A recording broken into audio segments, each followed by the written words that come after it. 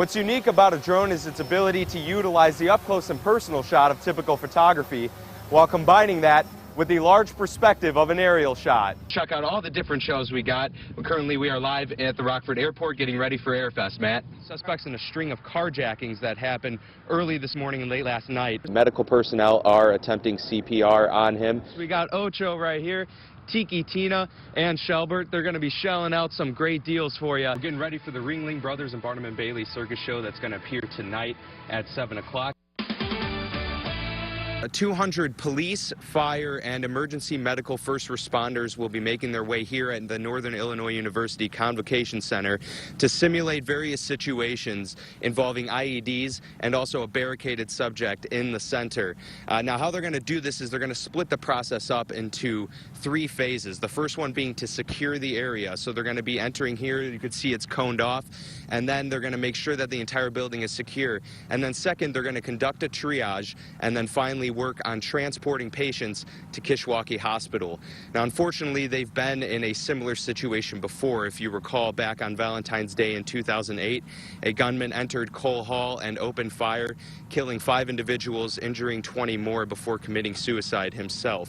Now, the NIU administration is going to be very much involved in this process this morning. What they're going to be doing is they're going to be activating a mock emergency operations center. What that's going to do is that's going to test the emergency notification system that they have here on campus and the surrounding community to make sure that everything works as efficiently as possible.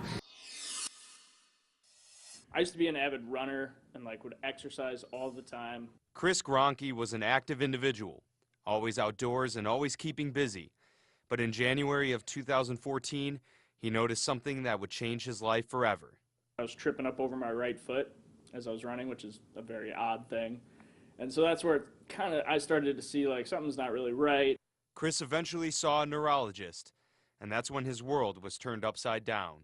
And that neurologist, without doing any tests, this, that, or the next, just said, "Dude, do you have life insurance? Because you have ALS." After several tests, his diagnosis was confirmed.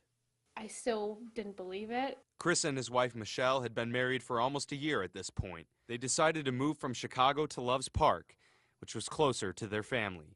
Chris began teaching at Whitman Post Elementary in Rockton, and that's where he met his coworkers, who would do something amazing for a man they had only known for a short time.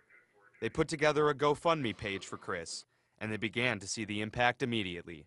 We had $8,000 in under 48 hours. I mean, it was insane. The outpouring of support gave Chris new motivation. People are really praying and kicking for me and showing me this much love and support. I can't be wallowing in this. Since his diagnosis last year, he has gone from using a cane to his current power chair.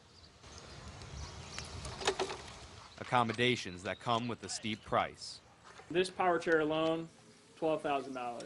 We had to buy the van that's outside so I could get around and not have to transfer in and out of a wheelchair. We had to modify the bathroom. We had to modify my bedroom. But thanks to all the donations, he was able to afford what he needed. And he's received over $25,000 and counting. People from China and India throwing you $150 and they have no idea who you are. That's pretty incredible. Chris is now dedicated to raising awareness about ALS and was able to take a trip to D.C. to share his story. Drove up on Capitol Hill in my little scooter, talked to reps, yelled at some reps, cried in front of some reps, met some incredible people. Through it all, he's had his wife by his side. I do everything if he needs it, and I wouldn't have it any other way. I wouldn't want anyone else to do it for him. And Chris says he won't let ALS define him. The world is good, life is good. This disease isn't my life. It's, it's a part of me. It's a characteristic. It's not me wholeheartedly. He's a fighter, and that's why I think if anyone can handle this, he can.